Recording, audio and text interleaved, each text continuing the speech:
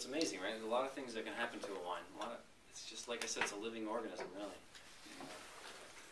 I don't think a lot of people age wine anymore. It's not the way consumers do it. You know, it ages on, as they say, on the way home from the store. As Charlie T likes to say.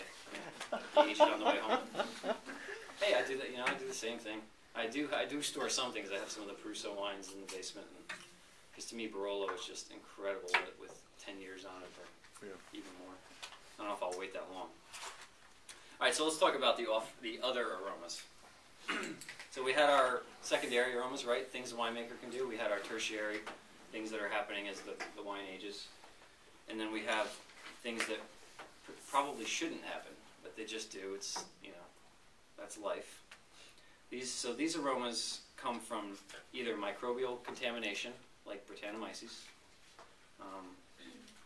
packaging contamination, like TCA, like the cork taint that we got in that Riesling, or they come from poor winemaking.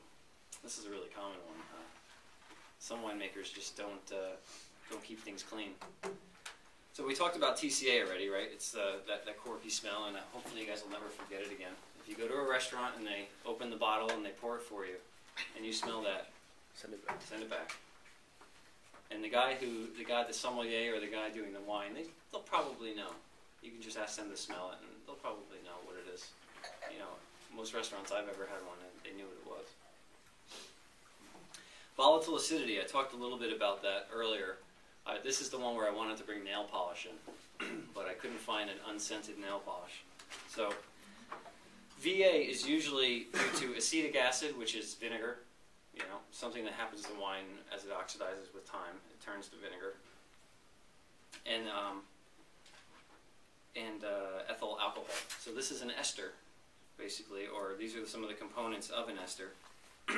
Ethyl acetate would be the combination of acetic acid with ethanol.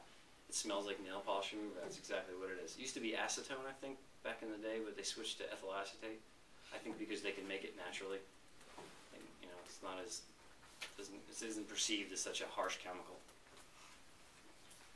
And what happens here is it's usually due to dirty winemaking process or excessive exposure before the wine gets into bottle. You know, if they just don't protect it from oxygen enough, you know, if they pump it around too much, they beat it up too much, or if during fermentation or before fermentation, if the grapes sat and were exposed to the air for too long, you get some of the precursors that can lead to this in the wine. And another thing that I experienced when I was in California and New Zealand was it can also start, at least the precursors can start when the fruit comes into the winery. It's one of the reasons you see sorting tables, and we'll talk about this when we do the winemaking seminar. But in a small winery that's really trying to produce a quality